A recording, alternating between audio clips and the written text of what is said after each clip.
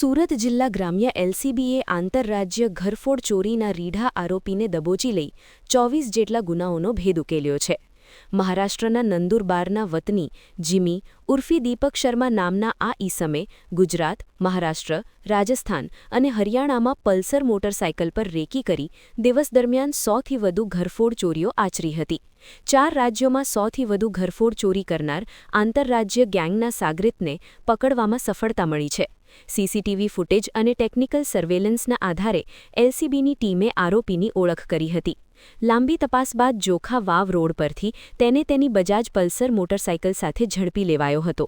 પૂછપરછમાં તેણે સુરત ગ્રામ્યના બારડોલી, માંડવી, કોસંબા, ઓલપાડ અને કામરેજ વિસ્તારમાં કુલ 19 અને રાજસ્થાનમાં 5 મળી કુલ 24 ગુનાની કબૂલાત કરી હતી. આરોપીએ ચોરેલા સોના ચાંદીના દાગીના દિલ્હી અને ગોવામાં વેચી નાખ્યા હતા. પોલીસે તેની પાસેથી ₹55,55,680નો મુદ્દામાલ રિકવર કર્યો છે. જિલ્લામાં છેલ્લા 2-3 મહિનાથી દિવસની ઘરફોડ ચોરીના બનાવ વધી રહેલા હતા.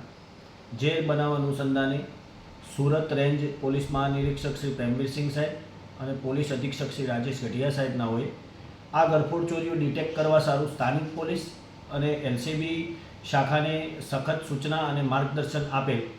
જેઓના માર્ગદર્શન મુજબ અમારી એલસીબીની કુલ 6 ટીમો લગાવવામાં આવેલ.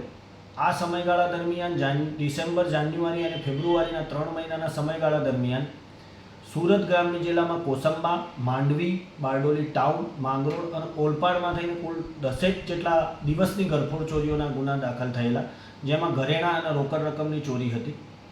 જે ઘરફોડ ચોરીઓ ડિટેક્ટ કરવા સારું એલસીબીની 6 ટીમો બનાવી, જેમાં પીએસઆઈ AN ચૌહાણ, પીએસઆઈ મસાણી અને પીએસઆઈ JL પટેલના માર્ગદર્શન હેઠળ અલગ અલગ ટીમોએ ટેકનિકલ અને હ્યુમન રિસોર્સિસ દ્વારા જાણકારી મળેલ કે એક રીઢો આરોપી જે અગાઉ 70થી 75 ઘરફોડ ચોરીઓમાં પકડાયેલો છે અલગ અલગ રાજ્યોમાં, રાજસ્થાન, હરિયાણા, મહારાષ્ટ્ર, ગુજરાતના પણ તાપી, ભરૂચ, વલસાડ, સુરત ગ્રામ્યમાં પણ અગાઉ પકડાયેલો છે. એવો જીમ્મી ઉર્ફે દીપક બિપિન શર્મા, જે પહેલાં કીમ ખાતે રહેતા હતા, જે અત્યારે નંદુરબાર ખાતે રહેતા હતા, જેઓને ટ્રેસ આઉટ કરવા માટે એલસીબીની ટીમે લાસ્ટ 1.5 મહિનાથી અલગ અલગ હ્યુમન રિસોર્સિસ અને ટેકનિકલ સર્વેલન્સના આધારે તપાસ કરતા આ જીમ્મી ઉર્ફે દીપક શર્માનાઓ રાજપીપળાના આજુબાજુથી મળી આવે,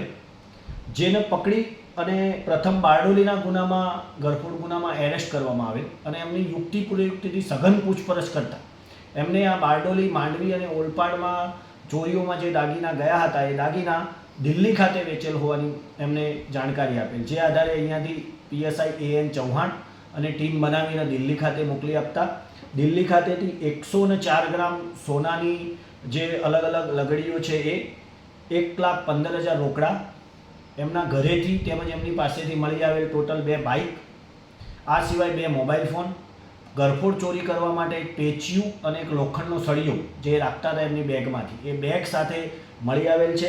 આમ ટોટલ 18,82,630 રૂપિયાનો મુદ્દામાલ રિકવર કરવામાં આવેલો છે.